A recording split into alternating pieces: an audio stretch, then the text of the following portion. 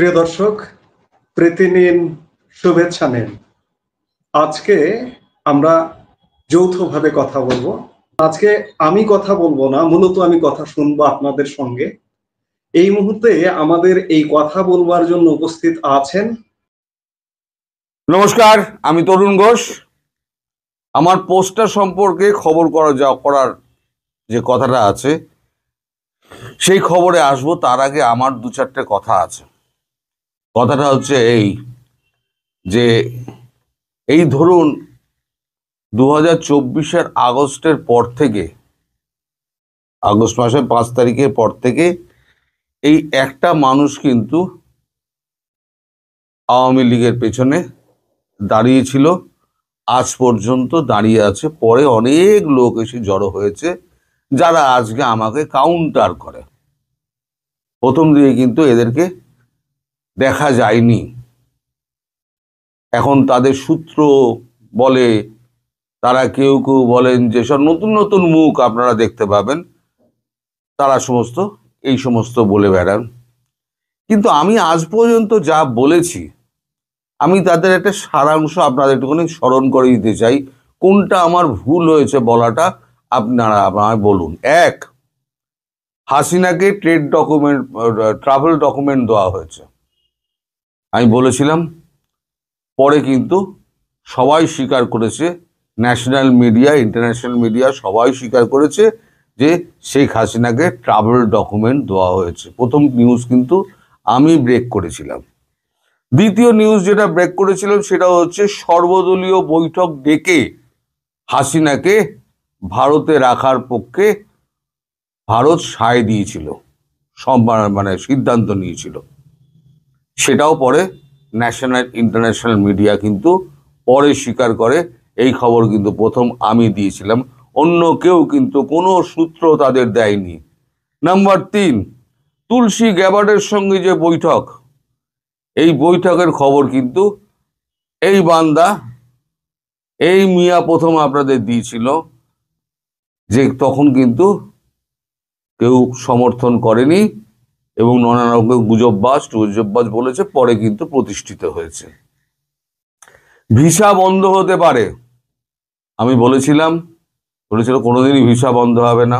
না খেতে পেয়ে ভারতবর্ষ মরে যাবে, আমাদের ট্রিটমেন্টের উপরে, আমাদের পর্যটনের উপরে ভিসা অর্থনীতি চলে, নানান কথা আমায় শুনতে হয়েছে। আলটিমেটলি ভিসা বন্ধ হয়ে গেছে। আচ্ছা, ট্রান্সশিপমেন্ট যে বন্ধ হতে পারে সে খবর কিন্তু আমি আগাম বলেছিলাম, নিউজ ব্রেক করেছিলাম, ট্রান্সশিপমেন্ট বন্ধ হতে পারে। আলটিমেটলি ট্রান্সশিপমেন্ট একে একে সমস্ত বিভিন্ন স্তরে বন্ধ করা হলো। আমি বলেছিলাম পাকিস্তানকে আক্রমণ করা হবে, পাকিস্তানকে মেরে কোমর ভেঙে দেওয়া হবে। আপনারা বলেছিলেন পাকিস্তানকে কোনোদিনই আক্রমণ করা হবে না, ভারতের সাধ্য নেই। মেরে পাকিস্তান আর্ধেক গুঁড়ো করে দিয়েছে, এবার যখন মারবে পুরোপুরি আক্রমণ করে একেবারে শেষ করে দেবে। এবার হচ্ছে পুতিন হাসিনা বৈঠক, যেটা নিয়ে এত সমালোচনা হচ্ছে। হাসিনার সঙ্গে পুতিনের কি সত্যিই দেখা হয়েছে না দেখা হয়নি? বাকি যেটা রয়েছে এটার আমি ক্লারিফিকেশন দিচ্ছি। এবং আমার ওই সূত্রপুত্র বলে না, আমি ডিরেক্টলি বলে দিই অমুক লোকটা আমায় বলেছে। আমি সূত্রের ওই সমস্ত গোপন রাগ ঢাক করি না। আমি খুব সোজা সরল মানুষ। আমি বলি যেটা আমি বলতে পারবো সেটা আমায় বলবেন, যেটা বলতে পারবো না আমায় বলে দেবেন, সেটা আমি বলবো না। কিন্তু সূত্র জানায়নি, সূত্র কনফার্ম করেনি, এ সমস্ত ঢপবাজি আমি করি না। আজ এগুলো বলার প্রয়োজন হয়েছে, কারণ এগুলো না বললে পরে আপনাদের স্মৃতিটা উস্কাতো না। মনে হচ্ছে আমি যেগুলো বললাম পরপর সব কটা মিলিয়ে দেখুন। এবার হচ্ছে বাংলাদেশ আক্রমণ, সেটা শুধু সময়ের অপেক্ষা। এবার আমি মাঝে মাঝে একটা কথা বলি, আপনাদের দেশে না একজনকে আমার খুব পছন্দ হয়, যিনি বিদেশের কূটনীতি, বৈদেশিক কূটনীতিটা বোঝেন, রাজনীতিটা বোঝেন। আপনারা তাকে যতই গাল মন্দ করুন, তার সঙ্গে আমার চেনা নেই, পরিচয় নেই, কিছু নেই।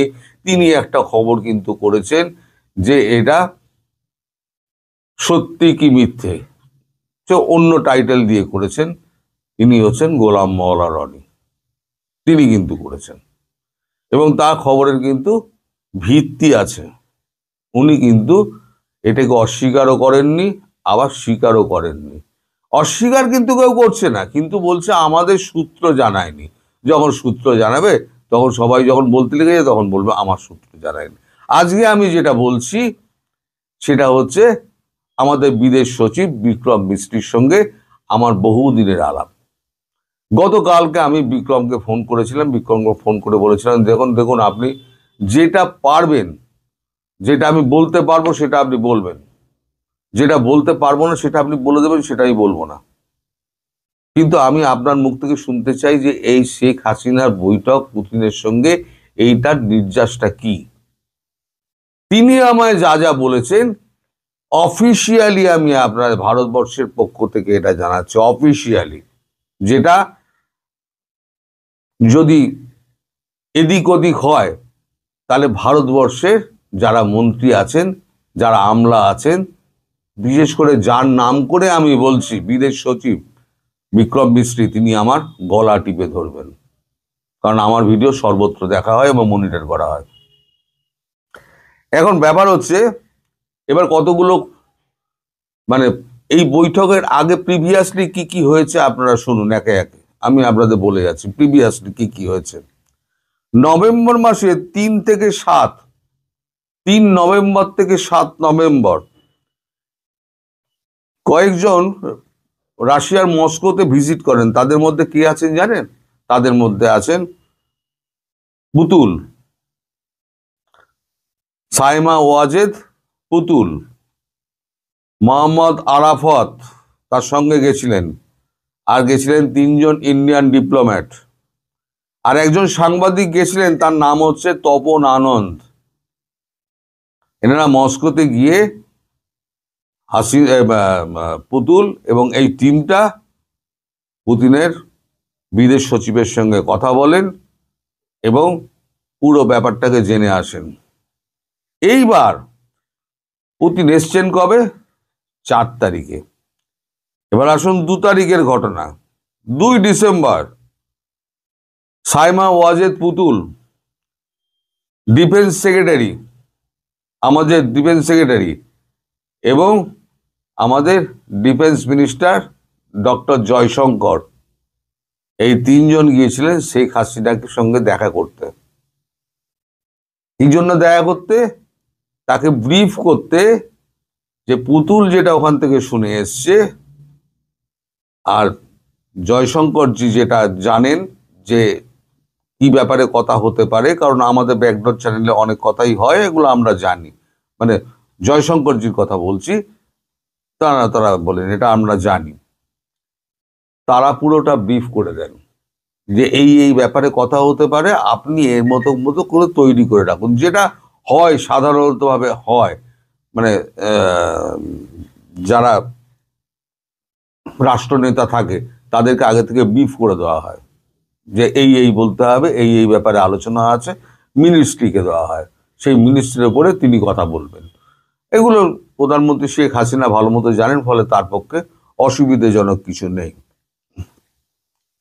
এখন এই যে আপনাদের কথাটা কি হলো, মেইনলি কথা যেটা হয়েছে সেটা হচ্ছে বাংলাদেশের সুরক্ষা এবং অর্থনৈতিক, বাংলাদেশে নিয়োজিত তার রাশিয়ান অর্থনৈতিক সুরক্ষা, বিশেষ করে রূপপুর পরমাণু কেন্দ্র। রূপপুর পরমাণু কেন্দ্রের 90%, যেটা গোলাম মাওলা রনি যেটা আন্দাজ করে বলেছেন, আমি সেটাই বলছি, যেটা আলোচনার মধ্যে এটা ছিল। তাই আমি বলি এই লোকটাকে আপনারা যতই গালাগাল করেন, আমি কিন্তু লোকটাকে ভালোবাসি, লোকটা কিন্তু বিদ্বান।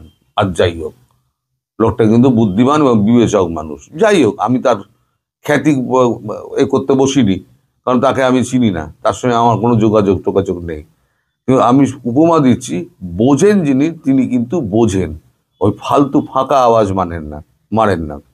তো রূপপুর পরমাণু কেন্দ্রের 90% যে কাজটা হয়েছে, বাকি যে 10% কাজটা বাকি আছে, সেই 10% কাজটা যতক্ষণ না শেষ হচ্ছে ততক্ষণ পর্যন্ত রাশিয়া তার টাকাটা তুলতে পারছে না। ধরুন একটা ব্যবসায়ী টাকাটা ঢেলেছে, টাকাটা তো তুলবে, তোলার মতো অবস্থায় নেই। আর নতুন করে ওখানে যে করবে, যতক্ষণ না পর্যন্ত ওখান থেকে বিজ্ঞানী আসছে, টেকনিশিয়ান আসছে, ভারত থেকে যাচ্ছে, ততক্ষণ পর্যন্ত এগুলো হবে না। ফলে রূপপুর পরমাণু কেন্দ্র ওটাকে চালু করতে গেলে এবং ওটাকে শেষ করতে গেলে এবং চালু করতে গেলে যে সময়টার দরকার, সে সময় একটা সুস্থির আইন শৃঙ্খলা, একটা সুস্থির সরকার দরকার। ফলে সুস্থির সরকার গড়ার পক্ষে যা যা দরকার সেটা রাশিয়া নিজে মাঠে থেকে করবে। মাঠে থেকে করবে মানে বুঝে নিন, মাঠে থেকে করবে, এর বেশি আমি কিছু বলবো না। কারণ স্ট্র্যাটেজিক্যাল ব্যাপার আমি কিছু বলবো না, এটা আমি কথা দিয়েছি, আমি বলবো না। মাঠে থেকে করবে। এবার তার অর্থ কি হতে পারে আপনারা বুঝে নিন। আচ্ছা,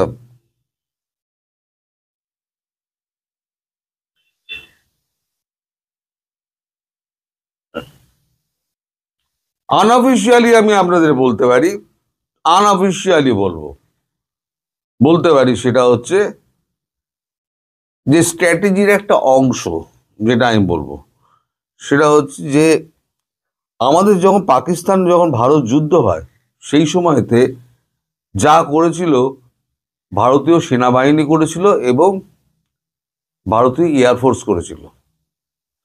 আমাদের নৌবাহিনীকে কোনো সুযোগ দেওয়া হয়নি।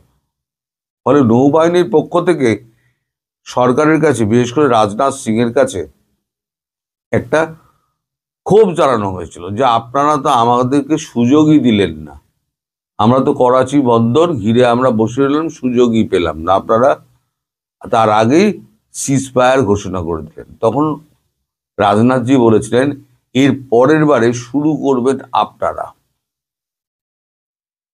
রাশিয়া কি করছে? রাশিয়া বঙ্গোপসাগরে এন্ট্রি চাইছিল, এন্ট্রিটা এতদিন পাইনি। তার কারণ 1971 সালের পর যে মার্কিন এবং রাশিয়ার সঙ্গে বা ইউএসএর সঙ্গে যে চুক্তিটা হয়, সেই চুক্তি অনুযায়ী তারা কেউ বঙ্গোপসাগরে জাহাজ ভেড়াবে না, এই চুক্তিটা ছিল। মাঝে রাশিয়া একটা যুদ্ধ জাহাজ এসেছিল, সেটা সৌহার্দ্য বিনিময় করার জন্য ওই এ করে এসছিল। সেটা মার্কিন জাহাজও রণতরী আসে, মাঝে মাঝে এসে মহড়া দেওয়ার নাম করে এখানে ঢোকে।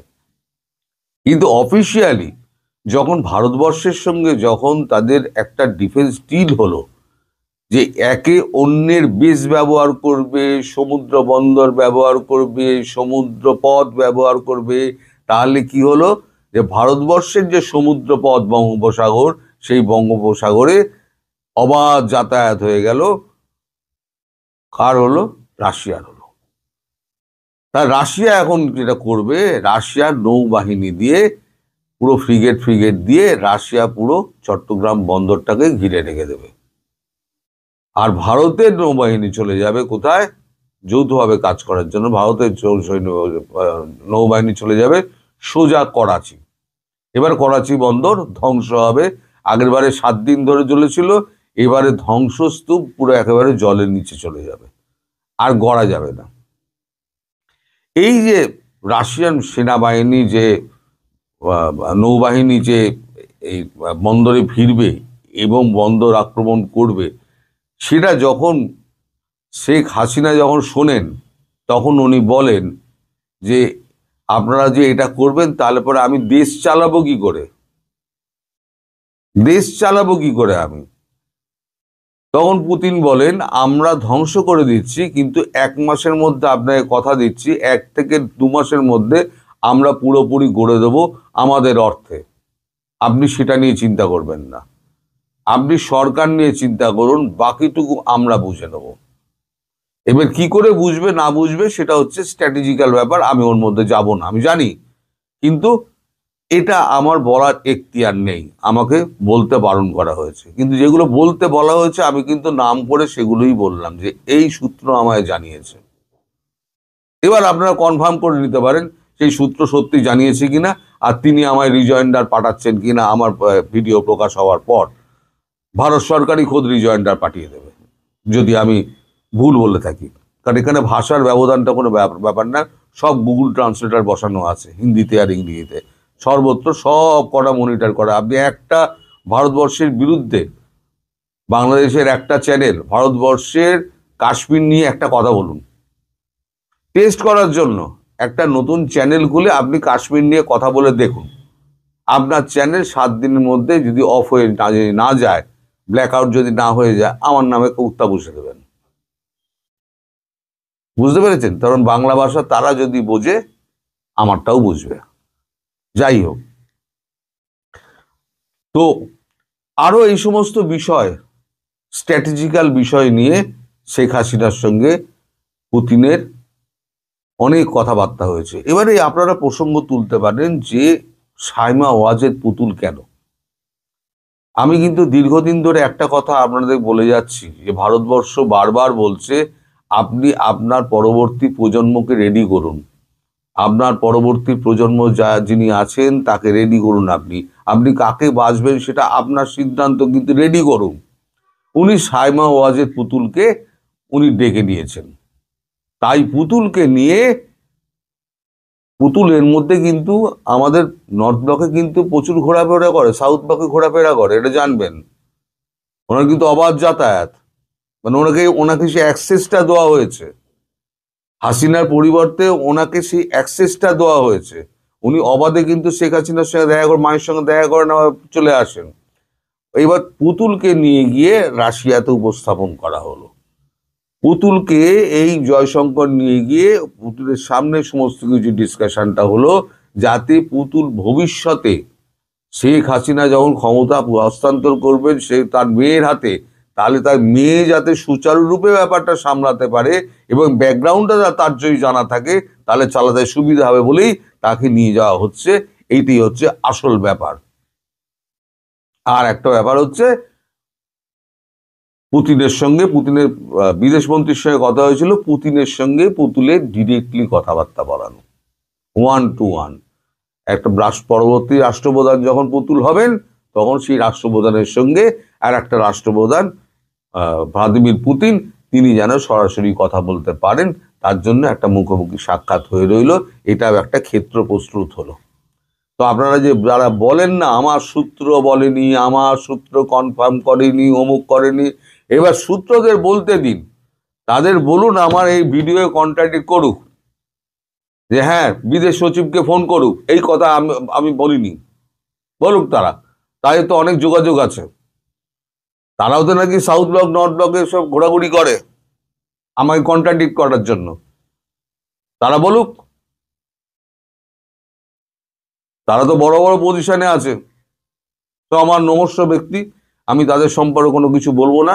কিন্তু যখন মিথ্যে রটানো হয় না, এই গুজবগুলো আপনারা ভুলে গেছেন। এই যেগুলো আমি বললাম, এই হাসিনাকে ট্রাভেল ডকুমেন্ট দেওয়া, শরবত দিল, বৈঠক, তুলসী গ্যাবারের সঙ্গে দেখা, ভিসা বন্ধ, ট্রান্সশিপমেন্ট বন্ধ, এইগুলো যদি আমি না বলে দিতাম, তাহলে আপনারা ভুলে গিয়েছিলেন, আমিও ভুলে গিয়েছিলাম। মনে করে আমার বলতে হচ্ছে।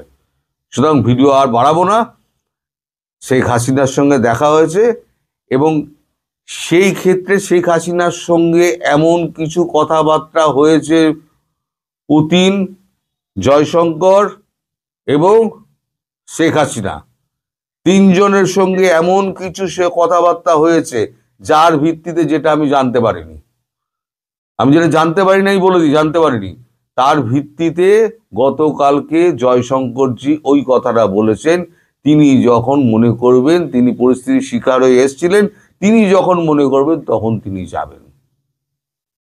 এবার কি কথাবার্তা হয়েছে সেটা তো একটা গোপনীয় ব্যাপার, সেটা কেউ ভাঙবে না, আমি তো ভাঙবই না, কারণ আমি প্রতিশ্রুতিবদ্ধ। আপনারা সবাই ভালো থাকবেন, সুস্থ থাকবেন, সাবধানে থাকবেন। নমস্কার।